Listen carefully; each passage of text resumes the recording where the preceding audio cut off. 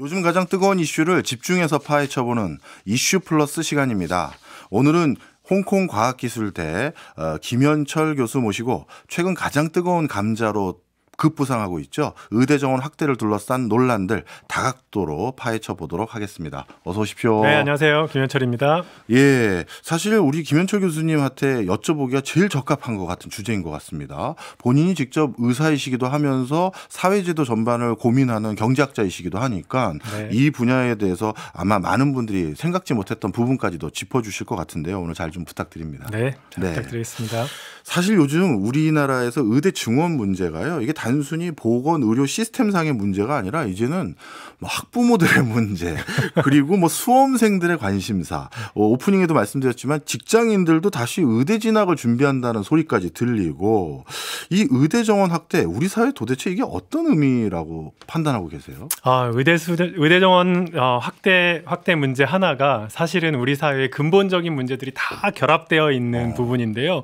오늘 같이 한번 얘기를 좀 해보려고 했습니다. 일단은 그 의대 정원 문제가 왜 일단 의사를 늘리는 것이 과연 필요한가? 거기부터 한번 얘기를 하면 좋을 것 같아요. 많은 국민들이 의사 정원 늘려야 된다는데 한 80~90% 찬성하시거든요. 네.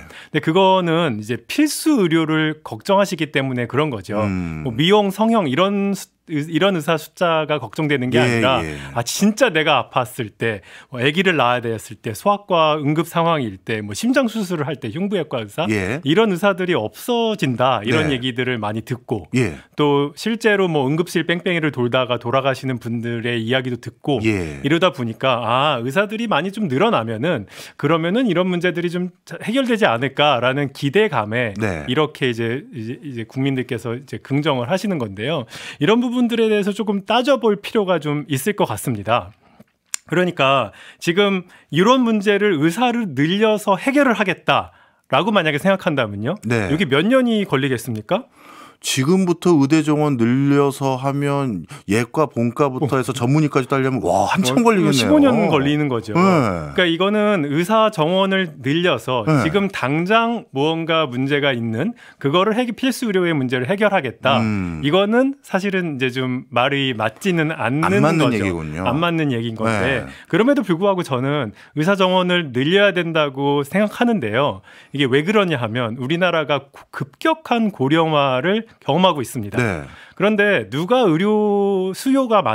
의료 수요가 많냐 하면 어떤 분이 병원에 많이 가냐 하면은 나이 드신 분들이 압도적으로 많이 가요. 그러니까 예를 들어서 이제 말씀을 좀 드리면은 처음 태어나면은 1인당 평균 한 200만 원 씁니다. 한 살, 0살 이런 친구들은요. 초등학교, 중학교는 1인당 평균 의료비를 한 100만 원 씁니다. 그러다가 이제 70세가 되면은 400만 원. 85세가 넘으면 연간 700만 원. 그러니까 이쪽 뒤에 나이 드신 분들의 의료 수요가 압도적으로 많은데 이분들이 이제 많이 늘어날 거 아니에요. 근데 이건 점차적으로 늘어날 거고 지금 당장은 아니지만 그런 의미에서 의사가 많아지는 것은 좀 필요하다. 이런 부분이 있는 거고요. 그래서 의사가 지금 늘면은 뭐 좋냐? 저는 필요한 부분이라고 생각이 들고요.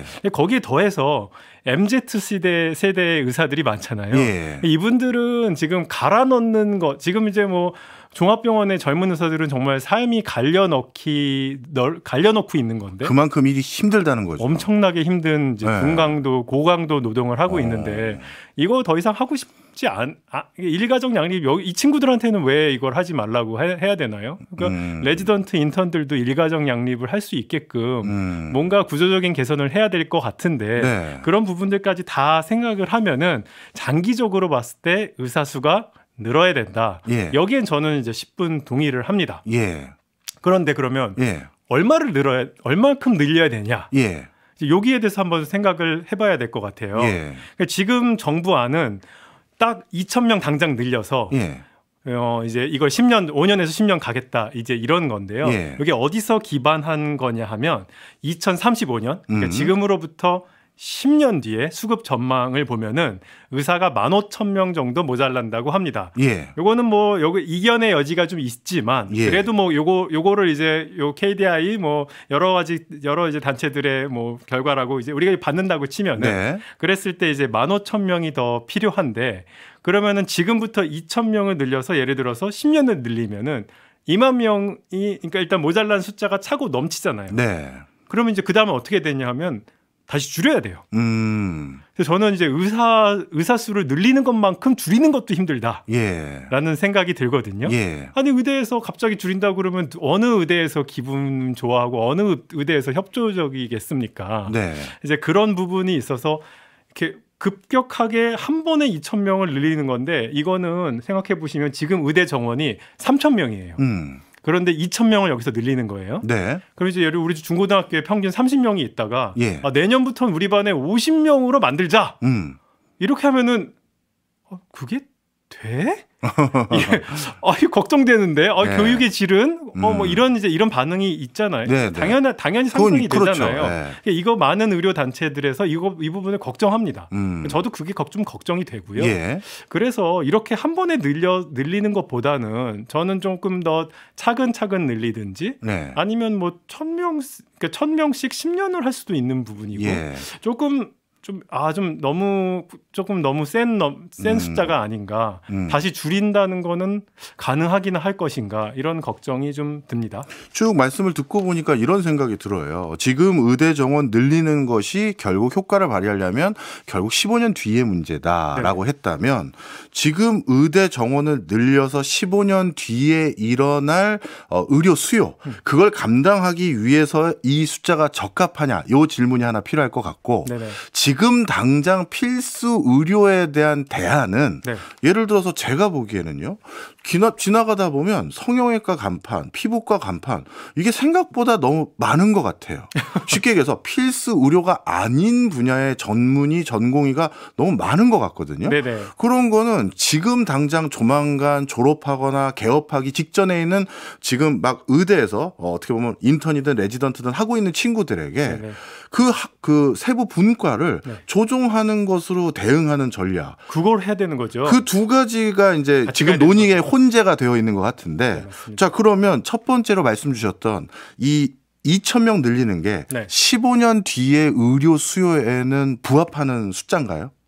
지금 2,000명 늘리는 예, 거죠. 그때는 이제 고령 사회가 더 심화됐을 테니까. 네네. 그래서 지금 이제 15,000명이 더 필요하다고 하니까요. 예. 2,000명씩 예를 들어 10년을 하면은 예. 2만 명 늘리는 거잖아요. 예. 그러니까 거기까지는 오케이 가능한데 거기서 부합하려고 그러면은 거기서 줄여야 되는 거잖아요. 예. 근데 줄이는 게 과연 가능할 것인가, 쉬울 것인가에 대한 의문이 하나 있는 거고요. 근데 어쨌든 숫자가 굉장히 많이 늘어났는데 지금 이제 말씀하신 것처럼 예를 들어서 지금 조건에 아무것도 변하지 않는 상태에서 예. 의사 수만 그냥 많이 늘면요. 예. 필수 의료 의사들이 많이 생기겠습니까? 아니면 미용 성형 의사들이 많이 생기겠습니까? 당연히 미용 성형이겠죠. 그러니까요. 이거는 국민들의 손해거든요. 그래서 사실 생각해 보면요, 우리나라가 지금 현재 예. 활동 의사 수, 그러니까 은퇴하시거나 저처럼 이제 환자를 보지 않는 사람들을 좀 빼고 지금 막 이제 환자를 보시는 의사 수가 11만 명입니다. 예. 11만 명 좀 넘고요. 예. 그런데 여기서 소위 미용, 성형, 예. 피부 이런 거 하시는 분들이 3만 명이에요. 그런데 피부과 전문의, 성형외과 전문의 숫자를 다 합치면 몇 명이냐 하면요. 예. 5,000명이에요. 오. 2만 5천 명은 누구지? 그러네요. 2만 5천 명은 산부인과, 예. 흉부외과, 소아과 예. 이분들이 지금 여기로 간 거예요. 근데 왜 갔냐? 예. 저라도 가고 싶을 것 같아요. 돈인가요? 돈도 있고요. 예. 흉부외과 같은 경우에는 뭐 수술 한 번만 잘못하면은 이제 소송 걸릴 수 있고요. 네네. 소아과, 산부인과는 너무너무 힘들어요. 예. 굉장히 힘들고 뭐 밤에 콜 받으면 막 뛰어나와야 되고. 예. 그런데 그분들한테 돌아가는 보상보다는 예. 보상은 작고. 예. 그런데 내가 그냥 레이저 좀 배워갖고 그거 예. 금방 배웁니다. 생각보다. 레이저가 그렇게 이런 수술보다 훨씬 간단하잖아요. 예, 예. 지술이잖아요. 예, 예. 수술보다 훨씬 빨리 배우면서 쉽고 뭐 시간 노동도 훨씬 약하고 예. 소송당할 염려도 없고 네. 이런 분들이 돈을 많이 버는 구조 이렇게 되어 있으니까 아니 의사도 사람인데 예. 이쪽으로 가지 않겠습니까? 예. 이런 것들이 구조적인 문제가 생긴 지 30년이 됐습니다. 네. 근데 이게 지금 개선이 안 된 상태로 의사 수만 그냥 단순히 늘리는 건 늘려서 그럼 저 걱정이 그러면은 피부 미용과 의사만 이만큼 더 늘어나면은 이건 진짜 약간 재앙적이다 이런 생각이 듭니다. 그렇네요. 단순히 숫자도 중요하지만 그 의사 배출한 사람들이 어느 분야에서 활동하느냐가 굉장히 중요한 요소겠네요. 그게 핵심입니다. 그럼 또 이렇게 여쭤보고 싶어요. 의사 면허는 전 세계적으로 거의 표준화돼서 그래서 교류도 가능한 수준까지 와 있는데 네. 그러면 외국에서도 똑같이 피부나 성형이 일은 수월하고 어떻게 보면 대학병원에서 일하는 의사들은 더 혹독한 좀 어려운 상황 속에서 일을 하시는 상황일 가능성이 똑같이 높을 텐데 유달리 우리나라에서만 피부, 성형 이쪽의 의사 수가 많은 건지 아니면 외국은 뭐 똑같이 많은데 거기는 원래 의사 숫자가 너무 많다 보니까 아무 문제가 없는 건지 그게 또 궁금합니다. 다른 나라도 문제가 있죠. 예. 네, 그리고 이런 부분들을 이제 뭐 미국도 그렇고 이런 의사들이 돈을 좀 더 많이 벌기는 합니다. 예. 하지만 이제 우리나라는 지금 두 가지가 사실 의료계에서 좀 큰 문제인데요. 예. 첫 번째가 이런 미용 시술 이런 거에 가이드라인이 좀 부족한 편입니다. 그러니까 내가 가격을 그냥 마음대로 정할 수가 있습니다. 아, 그래요? 네, 완전 시장 논리인데요. 예. 그러니까 뭐 똑같은 시술을 하더라도 어떤 병원에 가면은 100만 원이고 어떤 병원에 가면 1000만 원까지 이렇게 막 굉장히 많이 벌어지거든요. 예. 근데 이런 부분들에 대해서 가이드라인이 없다 보니까 뭐 그냥 뻥튀기로 얼마든지 할 수 있고 네, 이제 그런 부분이 하나 있고요. 예. 또 하나는 이제 실손보험이 사실 굉장한 문제죠. 예. 실손보험은 어디서부터 어떤 문제가 기인하냐면요. 예.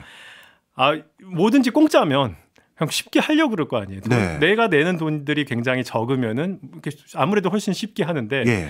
물론 의료에 대한 장벽이 의료 접근성이 이제 좋아지는 장점이 있는 반면 불필요한 시술, 불필요한 것들도 많이 받을 가능성이 그렇죠. 높거든요. 예. 그런데 이제 우리나라의 실손보험이라 함은 대부분 우리가 그동안 병원 갔을 때 70%는 나라에서 대주고 30%는 본인 부담금을 했는데 여기서 본인 부담금의 대부분을 다 커버를 해주니까 사실상 병원비가 거의 공짜로 수렴하는 상황이 됐거든요. 그러다 보니까 이제 국민들도 나 병원에 가면 실손 있으세요? 이거 물어보는 게 기본 물어보더라고요. 기본 물어보잖아요. 예. 이게 사실은 저도 공짜로 받고 싶죠. 그렇지만 나 공짜로 하면 이것도 해볼까 저것도 해볼까 이게 사람 마음이라는 게 그런 거거든요. 맞아요. 그래서 국가가 그런 부분들을 어느 정도는 잘 이렇게 판을 잘 만들어주는 것 이런 부분들이 저는 굉장히 필요한 부분이라고 생각하고요. 네. 해외도 뭐 예외는 아니지만 어떻게 국가가 나서느냐에 따라서 그 판도는 많이 달라질 수 있다. 그러니까 해외에서도 의사들의 직무 방식이 뭐 피부과나 안과나 성형외과 같이 그런 쪽이 조금 수월한 면은 분명히 있어서 선호도도 있고 소득도 높아서 글로 많이 가는 기전은 있지만 그게 국가가 세부적으로 정책을 어떻게 집행하느냐에 따라서 그 세기와 강도가 좀 차이가 있을 수 있다. 차이가 많이 나죠. 특별히 미국 같은 경우에는요. 뭐 이제 흉부외과 의사, 그다음 뇌혈관 하는 의사들이 인기가 좋습니다.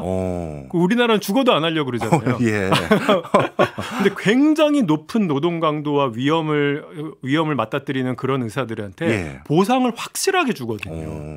그러다 보니까 인기가 있어요. 은근히 그런 의사들의 인기가 굉장히 높아갖고 이제 미국은 뭐 흉부외과 의사 부족하다, 뇌혈관 의사 부족하다는 그런 소리를 못 듣거든요. 근데 우리는 정말 그분들한테 대한 보상이 굉장히 작아서 아니 뭐 아산병원에서 뇌혈관 수술 그 병원 간호사가 그 병원에서 의사가 없어서 다른 병원으로 이제 전원됐다 돌아가신 예도 있었잖아요. 그런데 그 뇌혈관 하시는 의사들은요. 수술을 하면 할수록 병원이 손해라는 거예요. 근데 그런 구조를 개선하지 못한 그런 책임도 굉장히 크다고 저는 생각합니다. 네, 그렇겠네요. 자, 우리가 지금 의대 정원 늘리는 것에 숨겨져 있는 의료 보건 시스템에 대해서 말씀을 나눠봤다면 지금은 이제 이걸 좀 여쭤보려고 합니다. 다른 나라도 다들 이렇게 의대만 가고 싶어 합니까? 네네. 그러니까 우리나라가 굉장히 이제 의대 광풍의 원인이 도대체 무엇일까? 예. 사실 의대 광풍 원인이 무엇이냐고 저에게 물으신다면요. 의사의 평생 소득이 예. 다른 직군에 비해서 예. 압도적으로 높기 때문에 예. 그것 때문에 돈 많이 버니까 가는 거잖아요. 그건 뭐 당연한 거죠. 당연한 거죠. 그렇죠. 예. 근데 얼마나 많이 버냐 예. 하면은 우리나라의 의사 종합병원의 의사가 아무리 못해도 대략적 평균적으로 한 2억 정도 법니다. 예. 연 2억. 예. 그런데 개원한 의사들은 예. 그거의 평균 한 2배를 법니다. 이제 그러면은 연 4억인데요. 네. 연 4억 버시는 분들이 이제 평균적으로는 그거보다 사실은 더 많이 벌 수도 있지만 그 정도라고 네. 치고 우리나라에 이거와 견줄 수 있는 직업이 무엇이냐라고 했을 때 네. 별로 답이 안 나와요. 그렇네요. 답이 별로 안 나옵니다. 네. 사실 그래서 2016년도에 우리나라 상위 0.1%가 도대체 누구냐라고 예. 본 게 있는데 30% 정도가 예. 대기업 임원, 아. 그다음에 22%가 의사, 예. 또한 20%가 또 이제 금융업 종사자. 아, 예, 예. 이제 그게 이제 올해 누가 돈을 많이 벌나 봤더니 거기인데 저 대기업 임원하고 금융업 종사자가 몇 년 반짝합니까? 그렇네요. 거기는 사실 50 넘기기 힘든 분야도 많거든요. 그렇죠. 네. 한 10년 잘 벌면 그만큼 네. 버는 거 굉장히 성공한 거죠. 예. 의사는 몇 년이랍니까? 거의 정년이 없잖아요. 정년이 없잖아요. 네. 그러니까 돈을 많이 버는 것도 또 물론 문제지만 정년이 없이 그만큼 벌 수 있는 직종, 그렇네. 대체 직종이 존재하지 않는 게 문제입니다. 네. 아까 질문으로 돌아가서 그럼 다른 나라는 어떠냐라고 예. 했을 때 그냥 미국 얘기를 좀 드려보면요. 예. 미국도 굉장히 의사들이 돈을 많이 벌기 때문에 인기가 굉장히 많습니다. 예. 그런데 미국은 요 직종만 돈을 많이 버는 게 아니라 IT 업계, 뭐 로펌, 그 다음에 뭐 또 이제 컨설팅 업체라든지 이렇게 굉장히 또 다른 돈을 많이 버는 업체 그런 기업들이 이제 다시 많이 존재하고요. 네. 또 대기업이 돈을 많이 주는 이제 그런 대기업과 중소기업의 차이가 굉장히 큰데요. 예. 근데 포춘지 선정 500대 기업에 미국이 128개, 한국이 18개 들어가 있는데 예. 이 기업들이 고용한 이 사람들을 생각해 보면은 미국은요. 1,500만 명 정도 고용합니다. 예. 이제 전 세계 500대 기업에 들어가는 그 이제 기업이 미국 사람 고용하는 게 1,500만 명. 네. 우리나라는 그 18개 기업이 100만 명 정도 고용합니다. 아. 15배. 예. 인구는 몇 배 차이 나냐? 미국이 3억 3천만 명, 우리가 5천만 명.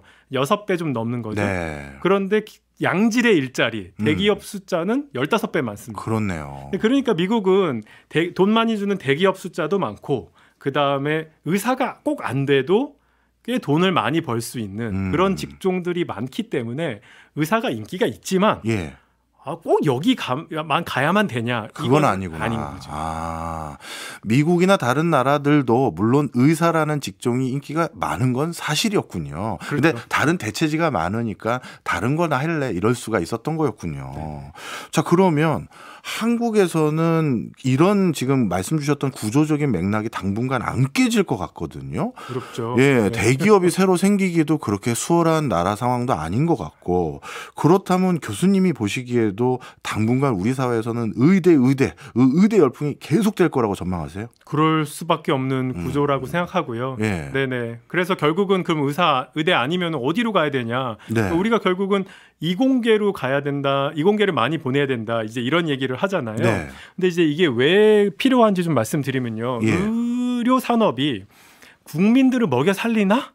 라는 한번 질문을 해볼 필요가 있습니다. 예. 상위 0.1%의 인재가 국민들을 먹여 살리는 그런 그러니까 의료로 가는 것이 이게 과연 국민 전체의 이득일 것인가 생각해 보면은 별로 그렇지가 않습니다. 그렇죠. 사실 의대 가서 의공학하고 과학하신 분들 많지는 않잖아요. 거의 없죠. 네. 네네. 그래서 의사들은 그러니까 의료 산업이라는 것은 확장성이 굉장히 떨어지는 편입니다. 그러니까 의료 산업이 많이 한다고 해서 수출이 늘어납니까? 막 낙수 효과가 생깁니까? 예. 거의 뭐 할 수 있는 수준이라고는 외국인 환자를 조금 유치하는 거 아니면 우리가 좀 의사를 수출하는 정도인데 이 정도 가지고는 과학기술 예를 들어 삼성전자 뭐 현대자동차 이런 것들이 이제 이런 큰 기업이 만들어져서 전 세계로 수출을 하고 엄청난 그 고용이 이루어지고 네. 이런 큰 산업이 아니거든요. 그렇죠. 네, 그래서 그 의사들이 이제 정말 우리나라 대한민국 최고의 인재들이 거기 가는 것이 굉장히 큰 손해고 지금 당장 이거를 깰 수 있는 보관이 별로 보이지 않는 것. 이거는 정말 너무 큰 우리 사회 숙제가 되지 않을까 걱정스럽습니다. 말씀을 딱 듣고 보니까 우리나라의 인재들이 국부라고 한다면 국부가 효율적으로 사용되지 못하고 있는 딱 그 상황이었네요. 그렇다고 볼 수 있습니다. 알겠습니다. 지금 의대 열풍이 우리 사회에 가져다 주고 있는 여러 가지 의미들에 대해서 홍콩 과기대 김현철 교수님과 이야기 나누고 있습니다. 의대 열풍이 단순히 보건 시스템에 대한 개선이 아니라 지금 사회 문제로까지 불거진 이 얘기에 대해서 교수님의 저서나 칼럼들 저도 많이 챙겨보는데 이런 표현을 하셨어요. 한국 사회의 승자독식 사회가 돼가는 모습이 바로 이렇게 의대 몰빵 현상의 주된 원인이다 이렇게 진단하셨는데 그 얘기 좀 해주세요. 네, 우리나라 사회가 승자독식 사회화 되는 것. 아까 제가 왜 이렇게 의대를 많이 갈까 했을 때 의사들이 돈을 많이 버는 것 그거 하나가 문제가 아니라요. 사실 대체자가 별로 없는 것.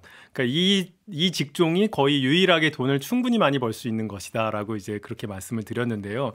이제 의료와 의사와 다른 직종의 차이도 있지만 사실 우리나라는 그 대기업과 중소기업의 차이도 굉장히 큽니다. 그러니까 대기업 500인 이상 대기업과 5 내지 9명 정도 되는 그 아주 작은 기업의 임금 격차가요. 한 2배 정도 됩니다. 우리나라가. 그런데 이제 다른 나라, 뭐 일본, 프랑스, 미국은요 1.3배에서 1.5배 사이입니다. 생각보다 얼마 안 차이 나네요. 네. 그러니까 사실 뭐 1.3배냐 2배냐는 사실 좀 그렇죠. 그러니까 일본이 다른 나라들은 별로 차이가 안 나는 거죠. 네, 맞습니다. 네. 그런데 이제 굉장히 많이 차이가 나기 때문에 우리나라는 아무래도 대기업 가려는 유인이 다른 나라에 비해서 훨씬 큰데 그렇죠. 그런데 그러면 대기업 갈 수 있는 가장 좋은 루트가 뭐냐? 좋은 대학 가는 거잖아요. 그 대기업 처음에 들어가려면 이제 학벌을 본단 말이에요. 그렇겠죠. 그렇기 때문에 이제 의사가 되는 유일한 길은 의과대학 가는 거고 대기업에 들어가는 가장 좋은 길은 명문대에 가는 거니까 이제 부모님 입장에서는 지금 내가 교육비가 많이 들더라도 그렇게 더 좋은 대학에 가거나 의과대학 가는 것이 이 사람의 평생에 미치는 영향이 굉장히 큰 거예요. 그러니까 학부모 입장에서는 지극히 상식적이고 합리적인 결정이라고 할 수가 있겠습니다. 그러니까 우리 이제 소득이 낮은 나라부터 이제 낮은 사람부터 높은 사람까지 이렇게 촘촘하게 천천히 올라가는 나라가 있다고 치고 또 다른 나라는 이제 이게 급격하게 늘어나는 나라가 있다고 친다면은 이 고소득 구간에 갔을 때 유익이 어느 나라에서 크냐 하면 당연히 후자에서 클 거 아니에요. 그러면은 지금 당장 교육비에다가 투자를 몰빵을 해서라도 이 직군에 기업이라든지 이 직군에 갈 수 있으면은 그게 가치가 있는 거잖아요. 그래서 승자 독식 사회라 함은 이제 이런 격차가 커지면 커지는 사회인데 그게 승자 독식 사회화 될수록 지금 부모님이 우리 아이한테 과투자 세게 투자해갖고 거기에 갔을 때의 유익이 커지기 때문에 저는 이 승자 독식 사회 구조가 결국은 이 교육 과열을 부르는 근본적인 요인이라고 생각하고요. 이 승자 독식 사회 구조가 지난 10년, 20년간 더 나빠졌을까요? 좋아졌을까요? 설마 더 나빠진 거예요? 네. 우리나라 굉장히 많이 나빠졌습니다. 그런데 제가 얼핏 생각하기에 뭐 어떤 사회가 고도화되면 기득권이라고 하는 세력이라고 해야 될지 기업이라고 해야 될지 개인이라고 해야 될지 그런 사람들이 먼저 어떤 기회를 수월하게 잡았을 테니까 그런 모습들은 우리나라 말고 다른 나라도 비슷할 것 같은데 한국만 더 나빠진 거예요? 네. 다른 나라 그러니까 오랜 기간을 보면요. 그렇게 치면은 이제 피케티의 저서가 있었죠. 그러니까 자본으로 인해서 자본 수익이 과도하게 늘어나면서 이제 부로 인한 승자 독식 사회가 그러니까 다시요. 나한테 뭔가 돈이 생기는데 그거는 부에서 기원한 게 있고요. 자산에서 기원한 게 있을 수 있고 소득에서 기원한 게 있을 수 있잖아요. 피케티가 주로 이제 많이 얘기했던 것은 이제 부에서 많이 온 거를 얘기 또 했었고요. 그런데 또 소득에서 오는 것도 굉장히 나빠진 게요. 우리나라는 이제 IMF 전에는요. 상위 10%가 가져가는 소득의 전체 분율이 한 35%를 가져갔습니다. 예. 근데 이게 IMF 사태 이후로 예. 이제 뭐 산업 구조도 많이 바뀌고 그다음에 뭐 정규직 비정규직 문제도 생기고 이러면서 이게 35에서 예. 45로 늘어났습니다. 이렇게 굉장히 퀀텀 점프를 하면서 쫙 늘어났거든요. 예. 그다음에 상위 1%가 가져가는 것. 그거는 다른 나라에 비해서 최근 10년간 또 많이 좀 나빠졌습니다. 뭐 다른 나라를 하면 미국, 뭐 프랑스, 뭐 이런 나라들에 비해서도 좀 안 좋아져서 예. 우리나라는 전체적으로 그러니까 승자독식 사회가 지난 10년간 더 나빠졌고 예. 저는 이것이 그러니까 의대 과열, 그 다음에 뭐 교육 과열에 또 근본적인 원인으로 작용하는 게 아닌가 이런 생각을 듭니다. 그렇네요. 특정 직군이나 특정 직업을 못 갖게 됐었을 때 내가 사회적으로 누릴 수 있는 혜택들이 급격히 줄어든다면 네. 거기에만 들어가기 위한 그 좁은 확률을 어떻게든 얻기 위해서 과잉 투자가 일어날 수밖에 없었던 구조적인 이유가 있었네요. 네. 자, 그렇다면 이게 또 궁금한데 그럼 결국 교육 때문에 그곳에 들어가기 위해 내 자녀를 위해서 과잉 투자하는 거, 뭐 그 부모 마음은 어쩔 수 없다 하더라도 네네. 이 교육만 그럼 잘 어떻게 개선하면 뭐라 그럴까요? 부의 재분배 이런 게 수월하게 일어나면서 우리 사회의 많은 문제, 오늘 주제인 또 의대 몰빵 문제도 해결될 것 같은데 해외에서는 뭐 이거에 대해서 나름대로 교두보를 만드는 어떤 국가의 사례들이 있어요?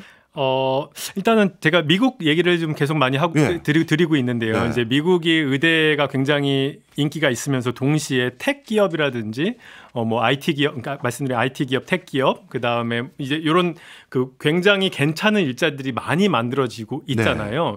근데 이게 그러면 혁신이 계속 미국에서 일어나는 것이고 예. 우리나라가 결국은 이런 문제를 극복하려면은 우리도 양질의 일자리를 많이 만들어야 되는 거잖아요. 예. 그러면 양질의 일자리를 만든다는 것은 무엇이냐면 혁신이 일어나야 된다는 예. 것인데 제가 교육 문제에서 굉장히 좀 아쉬운 게요. 제가 지난 10년 동안 우리나라 학생들뿐만 아니라 되게 많은 그러니까 제가 미국에서도 미국 코넬 대학에서도 8년 가르쳤고 예. 홍콩 과기 대학에 지금 4년 있으면서요. 예. 나름 이제 아주 훌륭한 대학에서 그 체제하에서 굉장히 똑똑하다고 하는 애들을 계속 가르쳐 왔는데 그렇겠죠. 네. 그 미국 애들 뭐 유럽 친구들, 남미 친구들, 한중일 뭐 또 국제학교 출신들 예. 이런 친구들 쭉 가르쳐 왔는데 예. 이 혁신의 씨앗인 예. 비판적 사고, 창의적 사고 이런 것들을 비교했을 때 네. 우리 한국 학생들이 굉장히 많이 잘 못합니다. 한중일이 특별히 많이 못합니다. 예. 제가 이걸 왜 걱정하냐 하면 예. 이렇게 혁신적 사고로 이어지지 않기 때문에 우리나라의 좋은 기업이 만들어질 여지도 굉장히 적은 편이거든요. 예. 그래서 최근에 이제 굉장히 제가 흥미롭게 읽었던 연구가 하나 있는데 네. 버클리 대학 교수랑 런던 정경대 교수 둘이서 이제 열심히 연구를 했는데 네. 이런 혁신 기업가들이 도대체 어떤 아이들이 혁신 기업가로 자라나냐 예. 이런 연구를 했어요. 오. 그랬더니 굉장히 흥미롭게도요. 똑똑한데 예. 문제아적인 아이들이 그렇게 돼요. 예? 똑똑한데 문제아적인 아이들이요? 문제아적인 아이들. 그러니까 가령 이제 공격성도 좀 높고요. 예. 혼란스럽고 규칙 막 싫어하고 규칙 깨고 막 이러는 친구들이 똑똑하기까지 한다면은 나중에 커서 혁신가 혹은 기업가가 될 확률이 굉장히 많이 높아진다는 사실을 밝혔어요. 그 사람들이 게임 체인저가 되는 거군요. 그렇죠.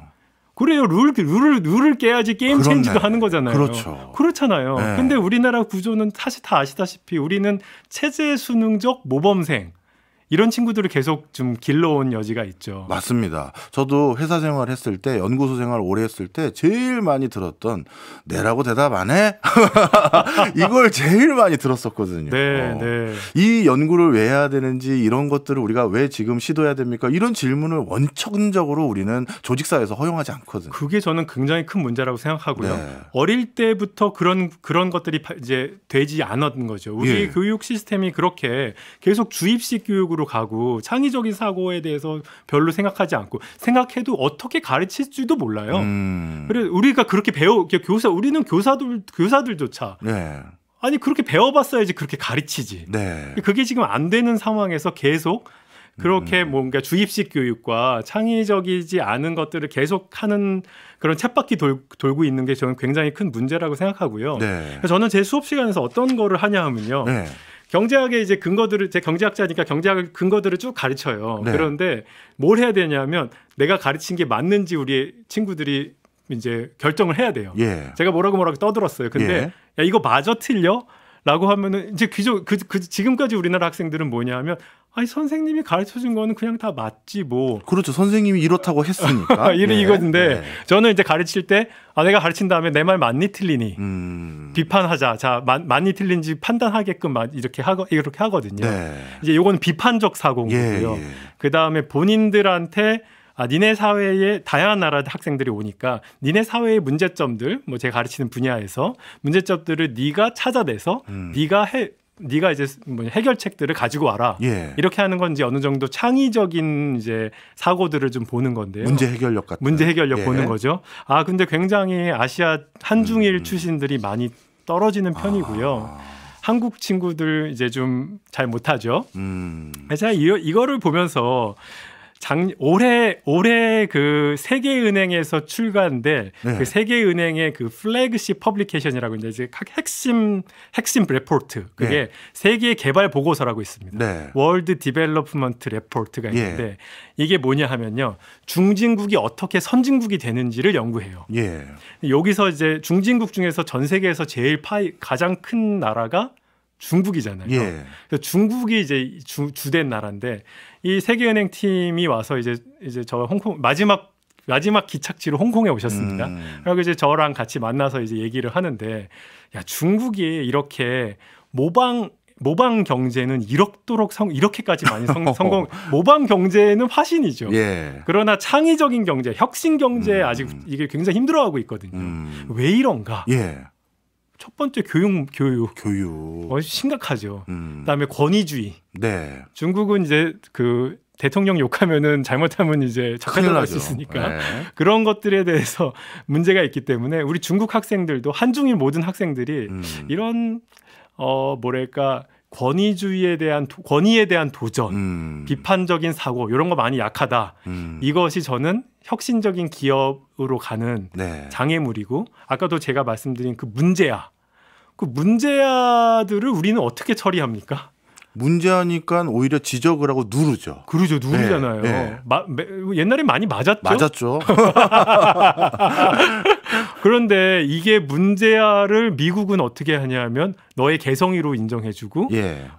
야, 너 되게 창의적인 사고를 하네? 그러면서 이렇게 되게 좋아해주고 네. 이러는 건데 우리는 이제 이런 친구들을 깔아뭉개는 구조여서 예. 저는 이것도 굉장히 혁신에 장애가 된다. 뭐 우리 교육에서 그런 부분들은 좀 극복해야 되지 않을까 이런 생각을 하고 있습니다. 네, 말씀을 듣고 보니까 교육을 하는 방식도 문제가 컸군요. 우리나라가 승자 독식 구조가 되는 과정에서 네. 그걸 탈피하려면 새로운 일자리가 많아져야 되는데 일자리가 안 생겼던 이유도 교육의 내용에서도 이렇게 깊은 관계가 있었네요. 근데 오늘 주제는 아니지만 교수님 앞으로 정례적으로 저희가 모시면서 이런저런 얘기를 나누고 싶은데 그때 저는 한 가지 이런 고민이 돼요.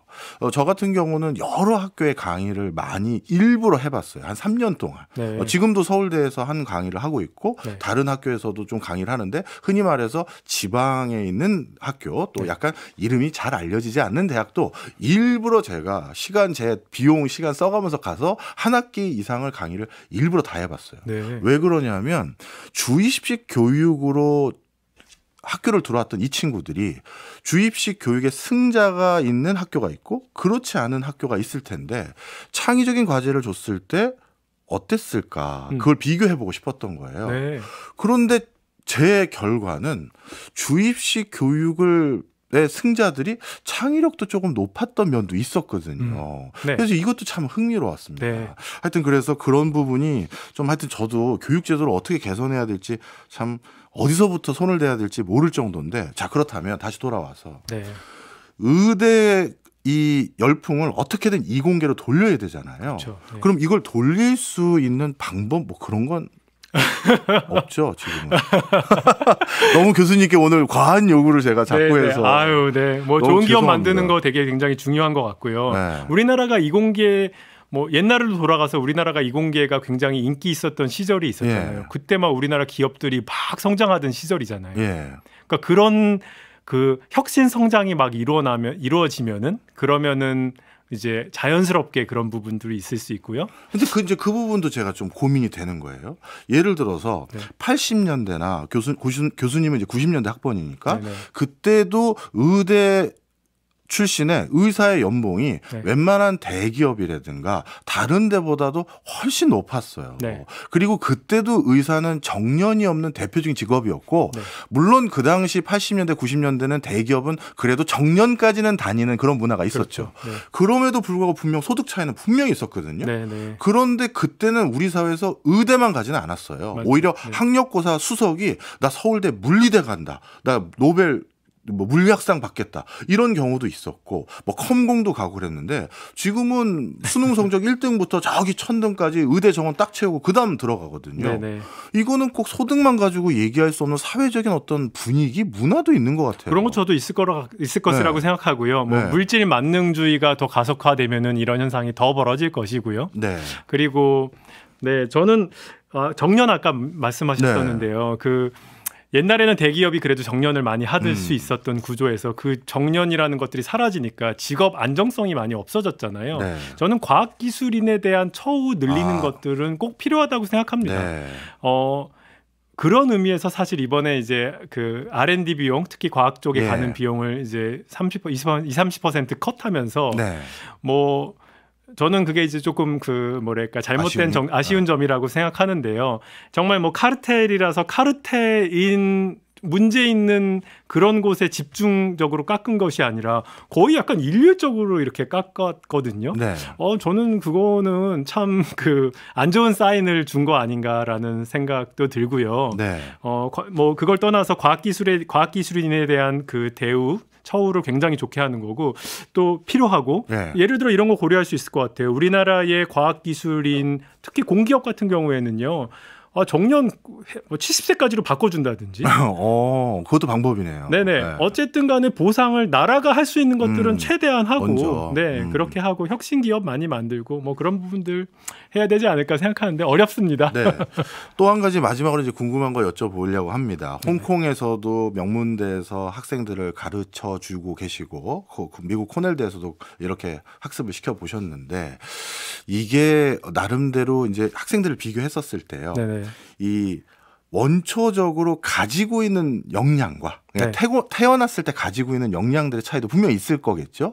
그리고 뭐랄까요?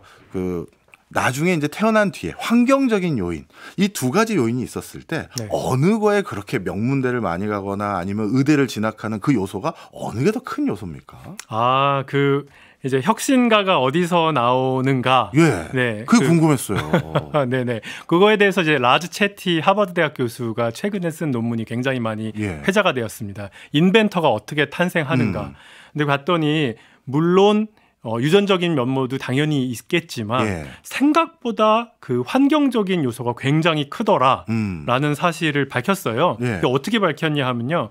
혁신적 발명가 120만 명. 이제 그 사람들의 특허 자료들을 다 조사하고요. 그런 다음에 이제 미국에 있는 거의 뭐 미국 전 국민을 그거랑 이제 멀지 시켜갖고 어디서 나오는지 봤더니 되게 흥미롭게도 특정 분야의 혁신이 일어나는 곳에서 자라는 그 아이는 그 분야의 발명가가 될 확률이 마구마구 올라갑니다. 그러니까 예를 들어서 우리 도시는 약학의 도시야. 약을 개발하는 도시야. 그러면은 그 친구가 나중에 자라서 그 제약 분야의 인벤터가 될 혁신가가 될 확률이 많이 올라간다. 이런 연구들을 보여줬거든요.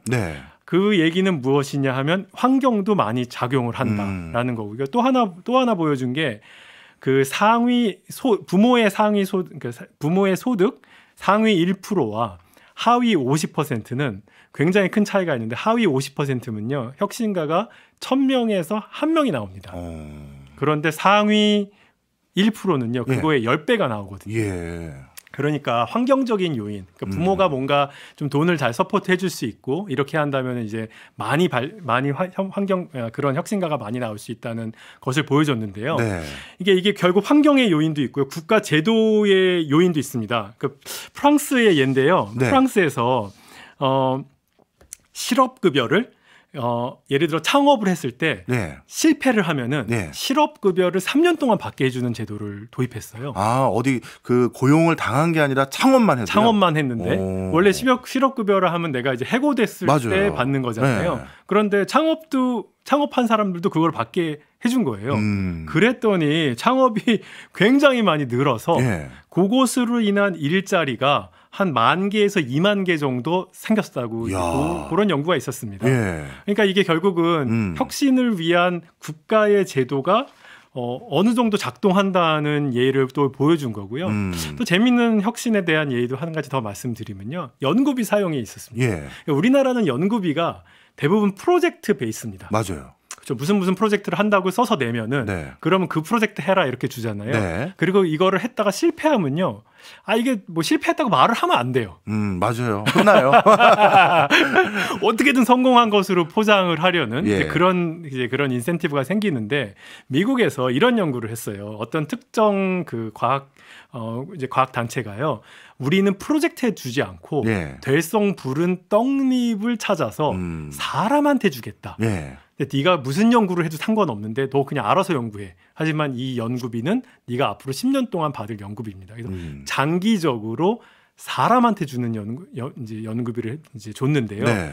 그런 연구비를 받을 만한 사람들이 있었고 또 그렇지 않은 이제 기존의 프로젝트 베이스로 간 연구비를 받았는데 나중에 비교를 해봤어요. 네. 그랬더니 사람한테 투자한 거 실패를 용인하고 뭐 좀 못해도 괜찮으니까 될성 부른 떡잎이니까 넌 우리 투자한다 이렇게 나왔을 때 훨씬 더 좋은 그런 연구를 했다는 논문 발표가 있습니다. 네. 그래서 우리도 연구비도 그런 형식으로 써서 좀 혁신을 더 많이 가속화할 필요가 있지 않나 이 정도 생각이 들었습니다. 어찌 보면 우리 사회가 아직까지 혁신을 내재화하고 계속 배양할 수 있는 시스템이 굉장히 부재하고 있구나라는 걸 교수님 통해서 정말 절절히 다시 한번 느끼게 됩니다. 그러면 앞으로 이런 여러 가지 오늘은 혁신뿐만 아니라 혁신이 일어나지 않고 의대만 몰리는 이런 사회 현상을 바탕으로 요즘 전개되고 있는 이런저런 상황들 설명해 주셨는데요. 다음번에는요. 좀 제가 화두를 하나 미리 던져 드리면 우리 사회는 모든 분들이 다 자녀 교육에 관심 많잖아요. 그러면 그리고 또 우리 교수님은 의사이시면서 또 경제학자이시고 또 내노란 대학의 교수시니까 공부 잘하는 건 어떻게 되는 건지 요거에 대해서 제가 과제 한번 드릴 테니까 다음번엔 꼭 알려주시고 가시기 바랍니다.